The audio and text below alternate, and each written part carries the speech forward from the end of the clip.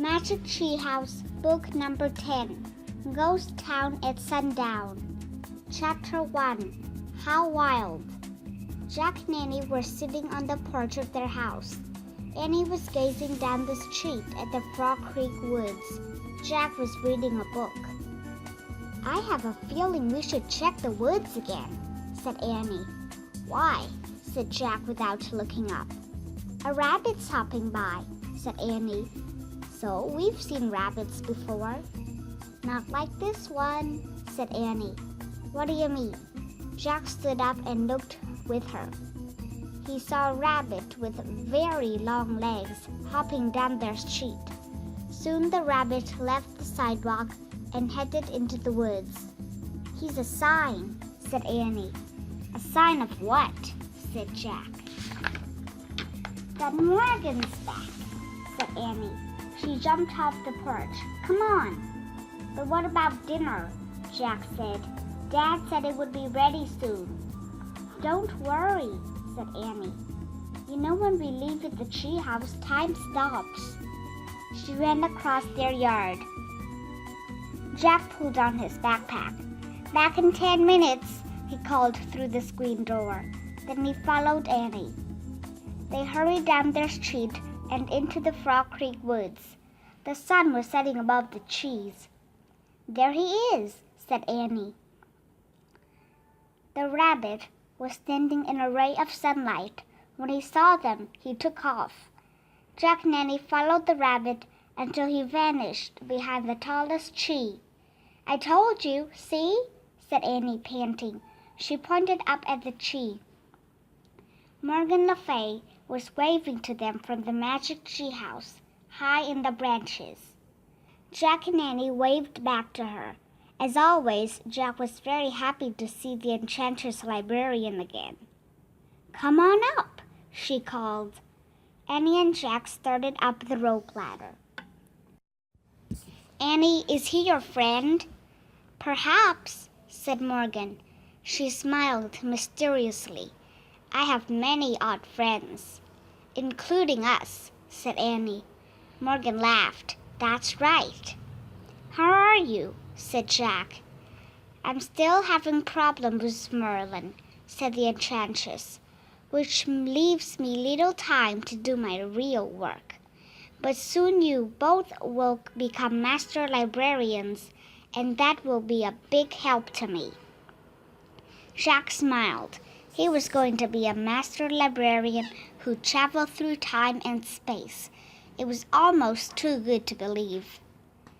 "Are you ready to solve another riddle?" asked Morgan. "Yes," said Jack and Annie together. "Good," said Morgan. "First, you'll need this for research." She pulled a book from a robe and handed it to Jack. It was the book that would help them on their journey. The title of the book was Days of the Wild West. On the cover was the picture of a western town on a prairie. "Oh, wow," said Annie. "The Wild West." Jack took a deep breath. Just how wild, he wondered. Morgan reached into the folds of her robe again and pulled out a scroll. She handed it to Annie. "Read this when the tree house lands," she said. "Is it the riddle?" asked Jack. "Yes," said Morgan. "Then you'll only have 2 more to solve. Are you ready to go?"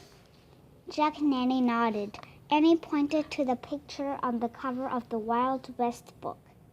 "I wish we could go there," she said. The wind started to blow. "Goodbye," said Morgan. "Good luck." The treehouse started to spin. Jack squeezed his eyes shut. The treehouse spun faster and faster. Then everything was still. Absolutely still. Jack opened his eyes. Morgan Le Fay was gone. A fly buzzed around his head. Chapter 2, Rattlesnake Flats. The air was hot and dry. Jack and Annie peeked outside. The treehouse had landed in a lone tree on a prairie. The sun was low in the sky. Right in front of them was the town from the cover of the book. In real life, it looked empty and spooky. To one side of the town was a patch of ground with several tombstones. "That's creepy," said Annie. "Yeah," said Jack. He took a deep breath. "What's our riddle say?" Annie held up the ancient scroll. She unrolled it. Then she and Jack read together. "Out of the blue, my lonely voice calls out to you. Who am I? Am I?" Jack pushed his glasses into place and read the riddle again to himself. "There must be a mistake," he said. "Am I is written twice." "Well, I don't hear any voices now," Annie said as she looked out the window. There were no human sounds at all, only the buzzing of flies and the whistling of the dry wind. "Let's look at the book," Jack said. He opened the book. The pages were yellow with age. He found a picture of the town and read the words beneath it out loud. In the 1870s, Rattlesnake Flats was a rest stop for the stagecoach that carried passengers from Santa Fe, New Mexico, to Fort Worth, Texas. When the creek dried up, everyone left. By 1880, it was a ghost town. "Wow, a ghost town," said Annie, her eyes wide. "Let's take a quick look around," said Jack, "so we can leave before dark." "Right," said Annie. "Let's hurry." She started down the rope ladder. Jack put the old book into his pack. Then he followed Annie down the ladder. They stood by the tree and looked about. Tumbleweeds blew across the dry ground. Suddenly something jumped past them. "Yikes!" they both said. But it was just a rabbit, a lone, long-legged rabbit hopping past them. "Hey, he's just like that rabbit we saw at home," said Jack. "Yeah, that rabbit must have been a sign of things to come," said Annie. The rabbit hopped across the prairie and out of sight. "I better take notes," said Jack. He reached into his backpack and took out his notebook and pencil. He wrote, "Rabbits with long legs." "What's that sound?" said Annie. "What sound?" asked Jack. "That rattling sound," said Annie. Jack looked up. "What?" he said. "There!" Annie pointed to a rattlesnake. It was about 100 feet away. It was coiled up and rattling. Jack took one look at the snake and ran. Annie ran too. They ran past the graveyard and right into the ghost town. "I guess that's why this town is called Rattlesnake Flats," said Annie when they stopped. Jack looked around. The town was hardly big enough to call a town. There was one unpaved street and a few old buildings. It was quiet. Too quiet. "Look, a store," said Annie. She pointed to a building. The faded sign said General Store. "Let's look inside. Maybe the answer to the riddle is in there." Jack and Annie stepped onto the porch. The wooden boards creaked loudly. The door had fallen off its hinges. They peeked inside. The air was thick with dust. Spider webs hung from the ceiling. "Maybe we shouldn't go in," said Jack. "But what if the answer's here?" said Annie. "Let's just take a quick look." Jack took a deep breath. Okay. He and Annie tiptoed into the store. "Look," said Annie. She picked up a pair of rusty spurs. "Careful," said Jack. He poked at other stuff in the store. An old feed sack, a rusted tin cup, a faded calendar dated 1878. "Oh, wow," said Annie. She held up 2 cowboy hats. She put one on and handed the other one to Jack. "For you." "It's too dusty," said Jack. "Just blow on it," said Annie. Jack blew on his hat. A cloud of dust rose up Jack's knees. "Just try it on," said Annie. Jack put the hat on. It nearly covered his eyes. "Boots," said Annie. She pointed to a row of cowboy boots on a shelf. There are even some small ones, like our sizes. Here's a pair for you. She handed the boots to Jack. They're not ours, he said. I know, but just try them on, said Annie. Jack turned his boots upside down and shook them as hard as he could. What are you doing? Annie asked, pulling on another pair of boots. Checking for scorpions, Jack said. Jack, Annie laughed. Try them on. Jack sighed. He pulled off his sneakers. He pushed his feet into the boots. He pushed and pushed. The boots were really stiff. Finally, he got his feet inside. Then he tried to walk. Ow, he said. Forget it. He started to pull off the boots. What's that? Annie said. Jack froze. Piano music, said Annie. Maybe it's the voice in the riddle. Come on. Jack threw his sneakers into his backpack and hobbled after Annie. Chapter 3. Player Piano. Outside, the sad tune played on. It's coming from there, said Annie. She crept toward a building that had a sign with the word hotel on it. Jack limped after her. Annie slowly pushed open a swinging door. They peeked inside. The fading daylight lit a piano in the corner of the room. The keys were moving up and down, but no one was there. Yikes, whispered Annie. A ghost playing the piano. Suddenly the keys were still. The air got very cold. No way, said Jack. There's no such thing as a ghost. We saw one in ancient Egypt, whispered Annie. Yeah, but that was ancient Egypt, said Jack. Even so, his heart raced. I'll look it up. Jack pulled out the Wild West book. He found a picture of a piano. He read aloud. Player pianos were popular in the Old West.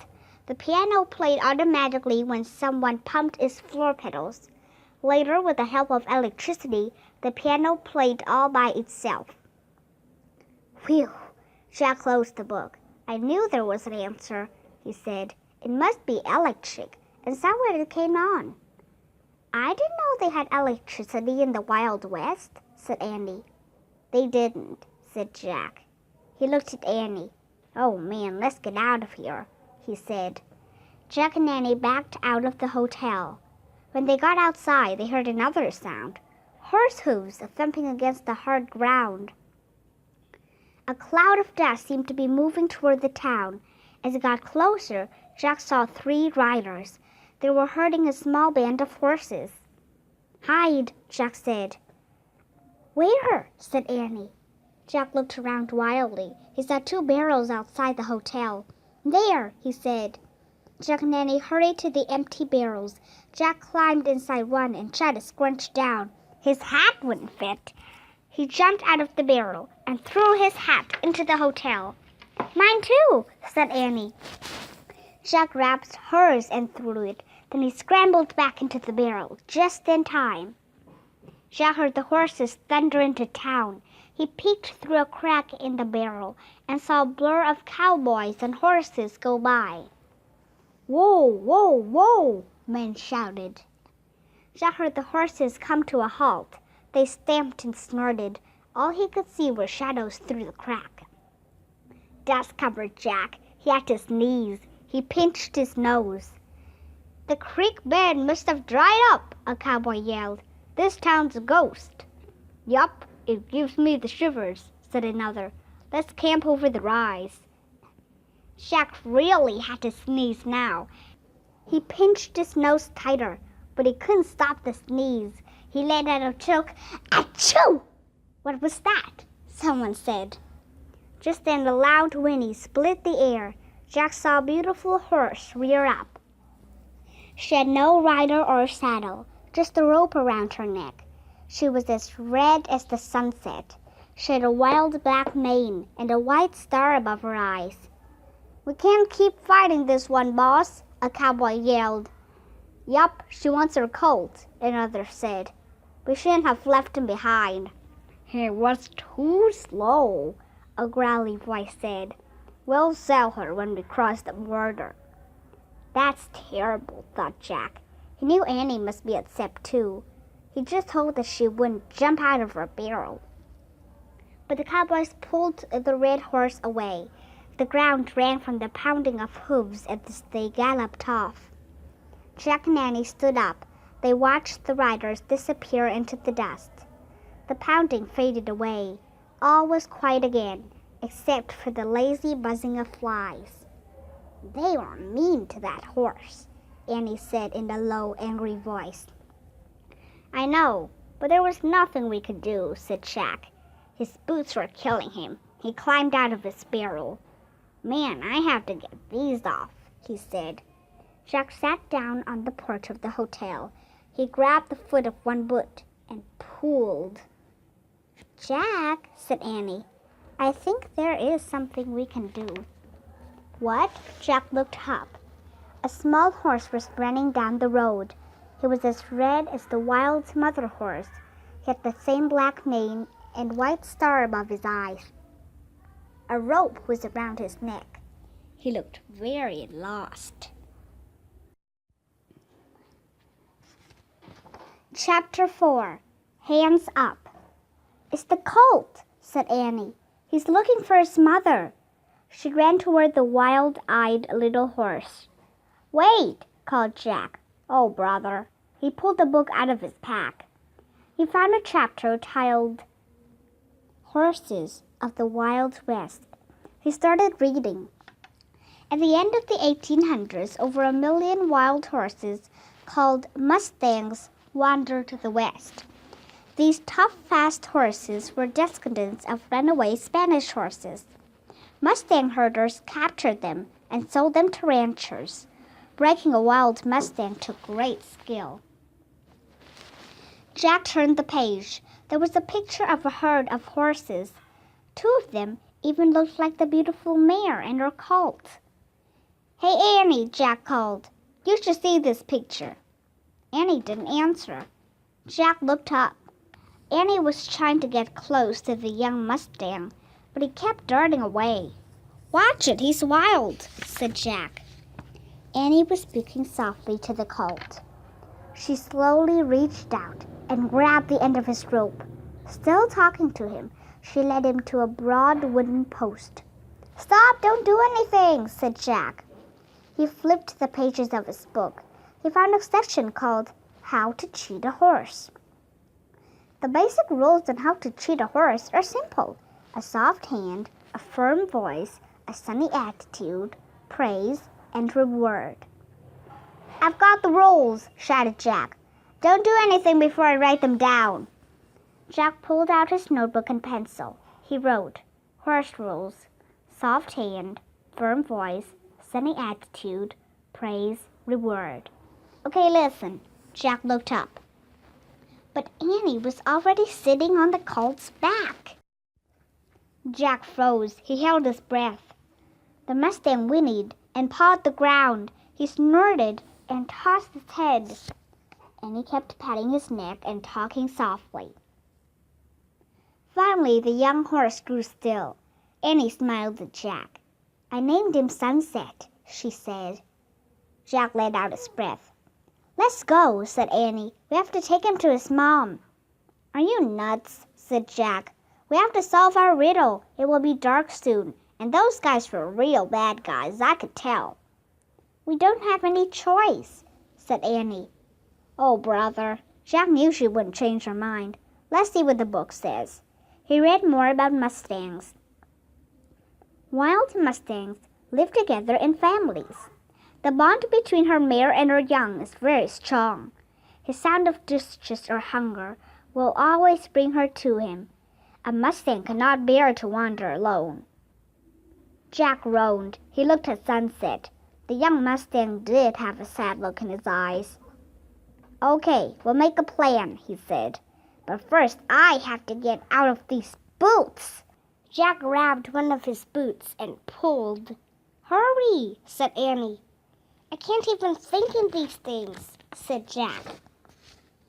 He huffed and puffed and pulled. Then a deep voice stopped him cold. "Hands up, or I'll shoot." Jack let go of his boot. He raised his hands in the air. So did Annie. A cowboy rode out in an alley. His face was bony and tanned. He was riding a gray horse and pointing a 6-shooter. "I reckon you're the smallest thieves I've ever come across," he said. "We're not horse thieves," said Annie. "Well then, what are you doing with my horse here?" he said. "Some bad guys came through town with his mother," said Annie. "They left him behind because he was too slow." "Yup, must be the rustlers that stole my last 5 Mustangs," the cowboy said. "Who are you?" said Jack. "I'm a Mustang herder," the cowboy said. "They rode through town, then Sunset showed up all alone," said Annie. "We're taking him to his mother." "Sunset," the cowboy said. "Yup," Annie smiled. "I named him." The cowboy put away his 6-shooter. "Well, you're pretty brave to try and rescue him, Smiley," he said. "Thanks," said Annie. Jack cleared his throat. "A Mustang needs his family," he said. "The bond between a mare and her young is very strong." The cowboy looked at Jack. "Whoa, you're pretty smart to know that, Shorty." "Shorty?" said Jack. "Every cowpoke's got to have a nickname," said the cowboy. "What's yours?" said Annie. "Slim," said the cowboy. "My name is Slim Cooley, and this is Dusty." He patted his horse. "That fits," said Annie. Jack agreed. Slim was Slim, and Dusty was Dusty. "So tell me," Slim said, "how do you two brave, smart young ones end up in Rattlesnake Flats?" Jack caught his breath. He didn't know how to explain it. The stagecoach," said Annie. "We begged the driver to let us off, but I think we've made a mistake." Slim looked around. "I'll say," he said. "When the next stage comes through, we're leaving," said Annie. "I'll see," said Slim. "Well, I'm going to take my Colt now and find those rustlers. You didn't hear where they were headed, did you?" "They said they were going to camp over the rise," said Jack. Must be over yonder," said Slim. He looked at a low rise in the distance. The sun was a red ball above it. "Better get going before dark," he said. "Can we go with you?" said Annie. "No, we have to stay here," Jack said quickly. Now that Slim could help Sunset, Jack wanted to look for the answer to the riddle. Plus, he still wanted to take off his boots. "Shorty's right to be scared," Slim said to Annie. "This is no job for young ones." "Scared?" said Jack. "Oh, please, I want to go," said Annie. Slim looked at Jack. "And what do you want, Shorty?" For starters, he wanted Slim to stop calling him Shorty, and he wanted Slim to think he was brave. "Sure, I want to go," said Jack. "What about your stagecoach?" asked Slim. "It's not coming until tomorrow," Annie said quickly. "Well," Slim scratched his chin, "I reckon I could use some brave, smart help. But you have to do everything I say." "We will," said Annie. "Can I ride Sunset?" "I won't say yes to many kids, Smiley, but you seem to have a knack with horses," said Slim. "Now hang on tight to this mane. I'll just pull him along behind me." Slim slipped the rope off the post. Then he held his hand out to Jack. "Put your foot in the stirrup, Shorty, and grab my hand," said Slim. Jack did as Slim said. Slim pulled him onto the front of his saddle. Jack held on to the saddle horn. "Sit tight," said Slim. "It's not far." Slim snapped his reins. Dusty took off with Sunset right behind him. Jack bounced up and down. His boots hurt. The sunlight blinded him. "Giddy up," said Slim. "Giddy up," said Annie. The horses galloped across the prairie, dust flying from their hooves. "Achoo!" Jack sneezed as he bounced along into the setting sun.